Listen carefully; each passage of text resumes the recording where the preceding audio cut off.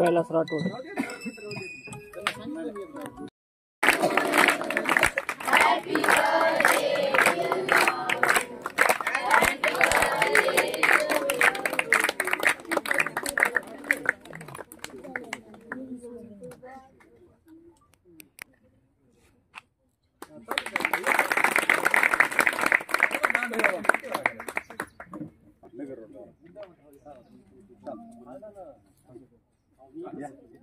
ये बसली दुसरे 7-8 जण उभा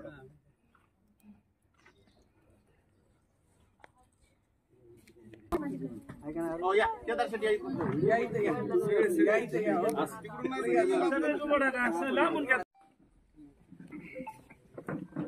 या संत उक्तीप्रमाणे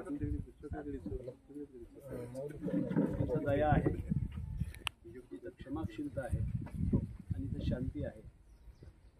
त्यामुळं आपल्या रूपानं इथं देवाची वस्ती झाली असं मला या ठिकाणी खूप आनंदाने म्हणावं असं वाटतं.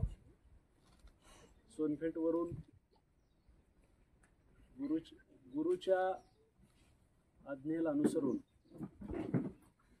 समाजातल्या उपेक्षित आणि शेवटच्या घटकामध्ये जाऊन एक 500 फूट उंच डोंगरावरती चढून इथल्या तडफणाऱ्या विव्हळणाऱ्या जीवाला,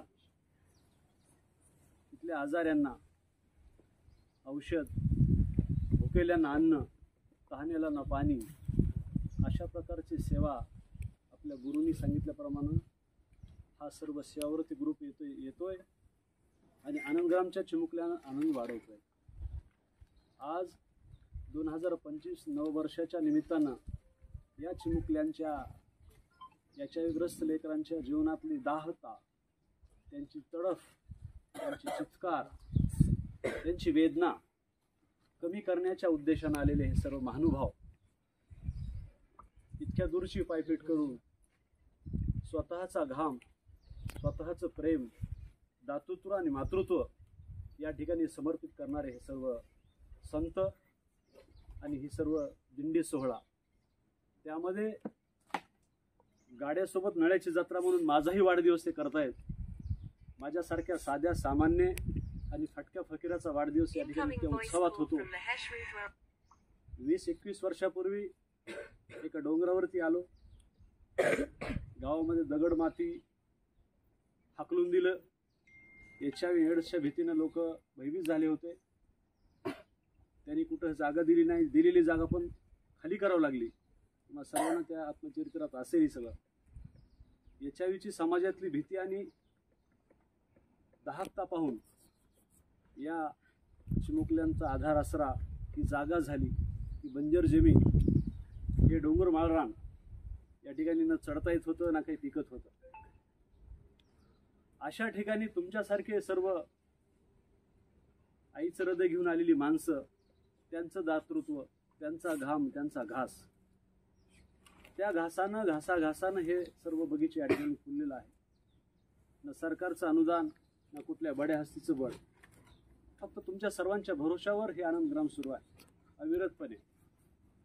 44 मुलींचे लग्न झाले तिथे आणि 17 मुलं व्हायरस मुक्त झाले आहेत.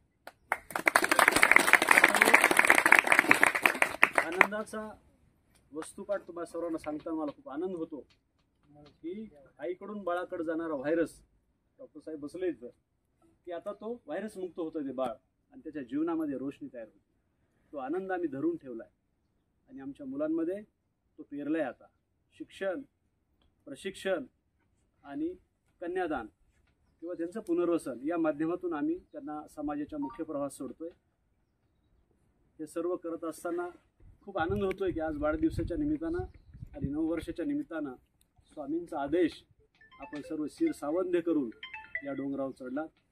माझ्या लेकरांना उबदार कपडे या थंडीमध्ये कुडकुडत असणारे पाहून आपण उबदार कपडे, त्यांना खाऊ असेल, त्यांना खेळणी असेल, त्यांना भेटवस्तू आणि स्वामींची प्रतिमा या ठिकाणी भेट देत आहात. ही सगळ्यात मोठी गोष्ट आहे. खूप खस्ता खाल्ल्यानंतर या ठिकाणी मोठं पाण्याचं तळं दिसतंय तुम्हाला, परंतु त्या तळ्यातलंही पाणी घेऊ दिलं जात नाही. त्यानंतर शाळेमध्ये पण मुलांना बसू दिलं जात नाही. हे सगळं आपण इन्फंट इंडियाच्या वेबसाईटवर पाहितलं असेल की समाजातली भयभीतता कमी करण्याचं काम हळूहळू आपल्यासारख्या महायोगीने केलेलं आहे. तुम्ही डोंगर चढलात, तुम्ही लेकरांमध्ये स्पर्श केला, लेकरांमध्ये राहिलात, संवाद केला, तर छूने से बीमारी नहीं फैलती, प्यार फैलता है. या उक्तीप्रमाणे समाज मन एकत्र झालं आणि हा लोकसमूह तयार झाला आणि रोगाबद्दलची भीती कमी झाली आणि हळूहळू हा काफिला वाढत आहे. लोक येत आहेत, लोक राहत आहेत, आमच्यासोबत जेवत आहेत, गेट टुगेदर करत आहेत, घासातला घास देत आहेत. त्याच्यामुळे हे सगळं काम या ठिकाणी उभा राहिलेली आहे. ही अखंड सेवा आपल्या सर्वांच्या भरोशावर सुरू आहे. पुढेही आपण अशाच विविध निमित्तानं या ठिकाणी जोडल्या राहावं, येत राहावं. या समाजातल्या शेवटच्या घटकांचा श्वास वाढवावा, त्यांचा आनंद वाढवावा, त्यांच्या चेहऱ्यावरचं हसू फुलवावं. अशा प्रकारच्या ही सदिच्छा या नववर्षाच्या निमित्तानं मी तुम्हाला सर्व सेवरतीनं करतो. पुनश्च एकदा माझ्यासारख्या सामान्य माणसाचा वाढदिवस हजारो हातांनी झाला, हजारो हृदयाने झाला. आपण खऱ्या अर्थानं माझे पालक झालात, तर मी आपल्या सर्वांच्या चरणी कृतज्ञता व्यक्त करतो. परत एकदा मी स्वामींच्या चरणी वंदन करतो. माझे दोन आता दत्ताभाऊने जे आपल्यासमोर हे विचार मांडले खरंच आपल्या कल्पनेच्या बाहेर आहेत. त्यांना आपल्या मुलासारखं वाढवलंच नसून त्यांचा संगोपन करून त्यांचे नवीन संसारसुद्धा या ठिकाणी त्यांनी थाटून दिलेले आहे. आपण जर समाजाचा विचार केला तर आज अशी भयान अवस्था आहे की मुलं आपल्या आईवडिलाला सुद्धा सांभाळायला तयार नाही.